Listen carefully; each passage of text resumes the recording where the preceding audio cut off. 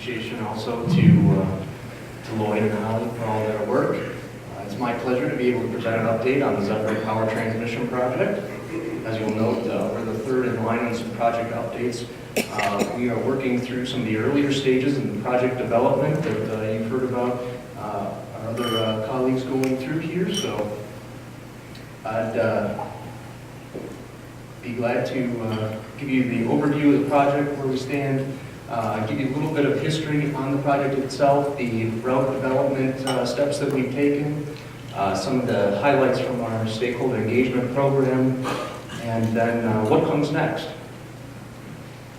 This is the route for the Zephyr power line. It is similar to others that you've seen recently.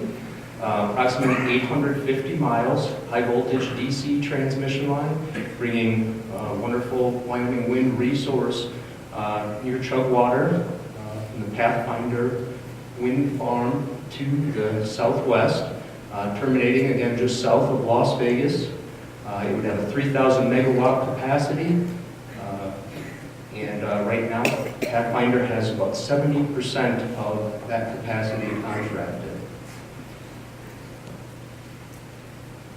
The overview on our route development: Duke American Transmission Company purchased the Zephyr project in 2011. This project did exist prior to that, being initially developed by TransCanada. When DATC became involved, we decided to review the route, undertake an extensive review. We looked at over 6,000 miles of routes. Some of you have probably seen some of those earlier maps.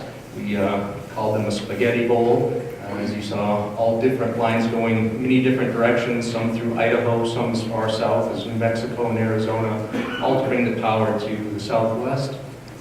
We've been working very closely with federal land managing agencies, the BLM and Forest Service in particular, learning quite a bit. This is all in advance of the federal and local permitting process, getting detail and feedback that help us refine the route early on.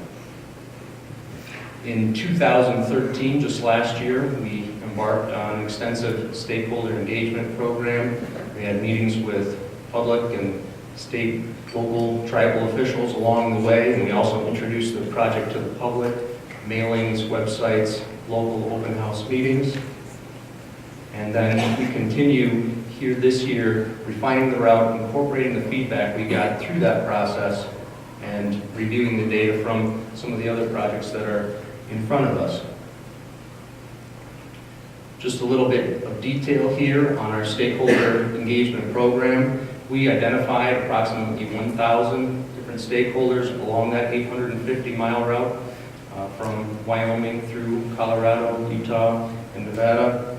Held over 125 meetings and had 18 open houses in the different counties all along that route, having around 800 people attend and receiving hundreds of comments on the route.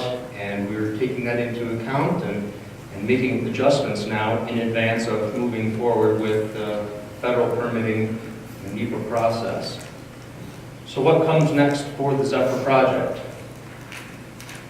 Again, getting the detail. We continue to receive feedback, meet with stakeholders, get very important information, making adjustments to the route in advance of starting the permitting process. We're also taking time to support the commercial discussion and development of the project, working with our partner Pathfinder in securing power purchase agreements for the output of the wind farm, and then moving ahead with permitting in step with the commercial market. It's our anticipation that we will be moving ahead with federal permitting late in 2014, and that's an adjustment. Initially, it was our plan to move forward with NEPA in late 2013, but in respect of the current commercial market and the longer time, frankly, it took for some of those discussions to mature with utilities in the Southwest and California who might take power from the project. We need to move back our permitting so that it doesn't. 'Doesn't get out in front of the commercial aspect of the project. I want to give you just a little bit of detail on who Duke American Transmission Company is. As I have opportunity, some of you may be familiar with us. We are a joint venture between Duke Energy, headquartered in North Carolina, and American Transmission Company, headquartered in Wisconsin, together operating well in excess of 40,000 miles of transmission lines and having developed over $3 billion worth of transmission in the last 10 years.